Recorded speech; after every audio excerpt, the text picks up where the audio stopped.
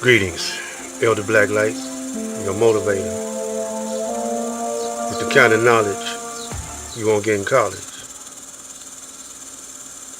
and the kind of flavor that will save you from the land of Nod to the kingdom of God. Rise and shine. It's that time to be in control of your mind, body, and your soul.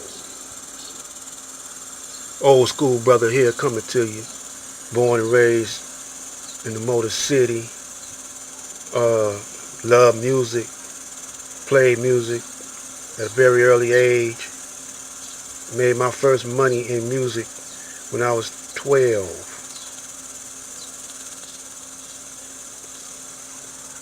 I worked all kinds of jobs though during that period of time. But the most important thing, I was born in the mindset that Elijah Muhammad was given to the Lost Foundation of Islam, because at the time my mother was carrying me, she was going to the meetings. My family know, my mother knew Malcolm, my uncle, my grandmother. I think my grandmama saw Master Farad. I don't know. She say she did. But the Supreme Minister John Muhammad, spiritual and blood brother of the Honorable Elijah Muhammad, he taught me a whole lot.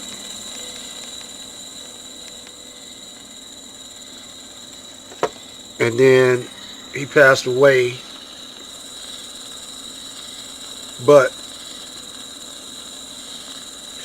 I gave honor to him and set him up on a program that I started.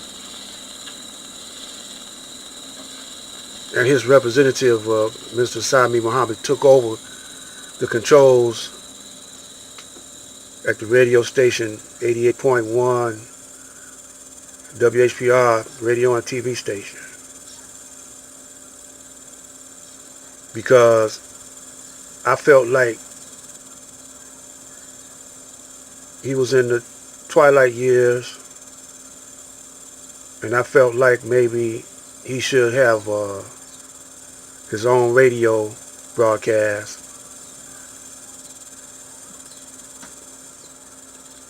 And he could give some of that early knowledge,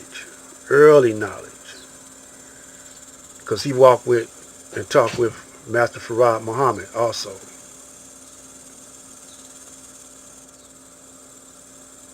And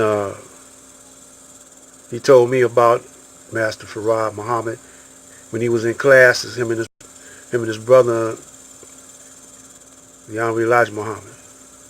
Those brothers back then wasn't nothing like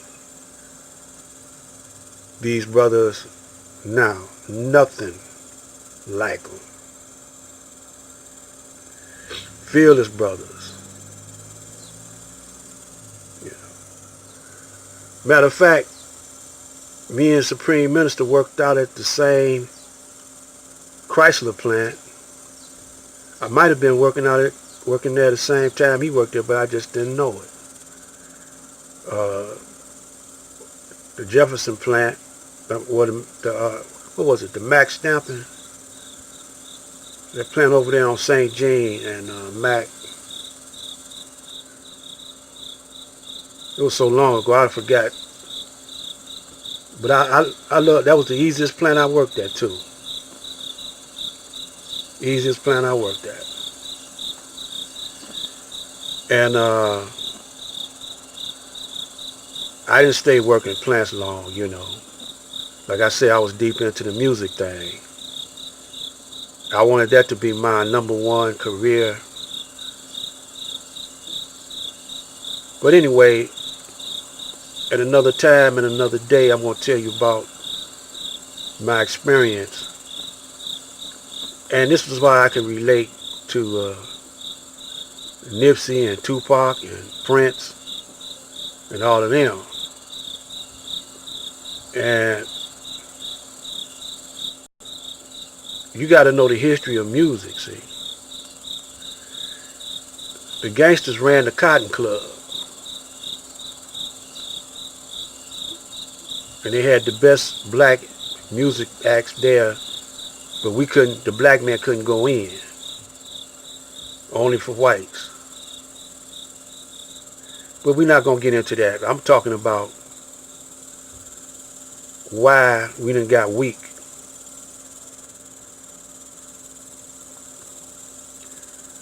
See, when the Honorable Elijah Muhammad died, they put up a propaganda that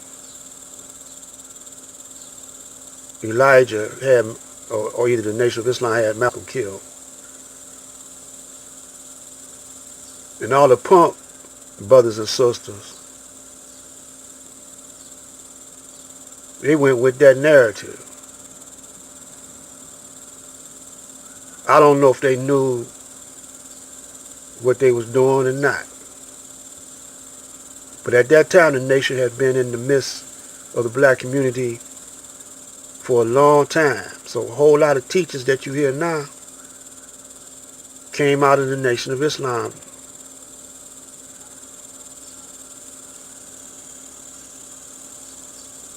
And then when the Honorable Elijah Muhammad died, the Honorable Elijah Muhammad's son sold off all the holdings. Now, we could have been in good shape if Minister Farrakhan would have stuck to the program.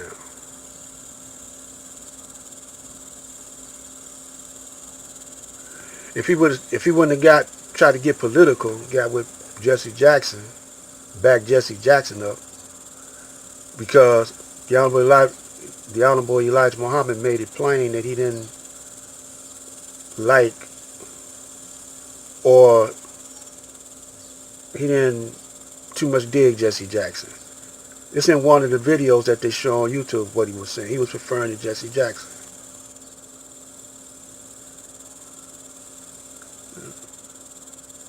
But Mr. Farrakhan got with Jesse Jackson, and the Jews was backing up Jesse Jackson. And when Jesse Jackson referred to, they had a tape or something, referred to them as Hymietown, that's when all this anti-Semitic BS come about. And see, brothers, you know, back then in the Nation of Islam, we had our own farms. You know, we had a residential area, a community of Muslims here in Detroit. We had a whole lot of brothers flocked around Linwood over there. They was changing that whole area. We had stores, supermarkets, but we was all over the city though. Barbershops, Muslim owned, black Muslim owned. Black people had businesses back in them days in Detroit. Now the Arabs, so-called Arabs, and you know, whatever they're not Arabs though. They're not the original Arabs. The original Arabs is black. Chaldeans. They came over here and ain't no more black businesses doing this in the same capacity that these so-called Middle Easterners came from, which is Africa. And so when Nipsey, he was just getting back what we already had. They might not have had it like that going like that in Hollywood or California, but we had it like that in Detroit because we had a black mayor. You know, and he ran the city with a black hand.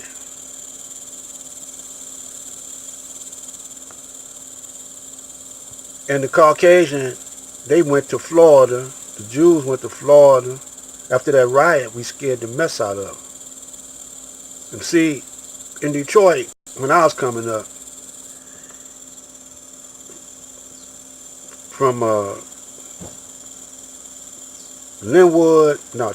Linwood, 14th, was Jew control. They was the merchants. And when we had, and I ain't gonna go into that history, but they didn't want us to come to school, man. They didn't want us to go to school. We had a problem with going to school, starting with Custer. We had to fight some white boys. We couldn't even go to the Michigan State Fair, man. We had riots up there, and they had a police station out of Palmer Park that was patrolling our district. I forgot the number of it. The 12th precinct, 6th precinct, and one, something like that. And from there we went to Post. A black couple a family moved across the street from Post, and they burnt the cross.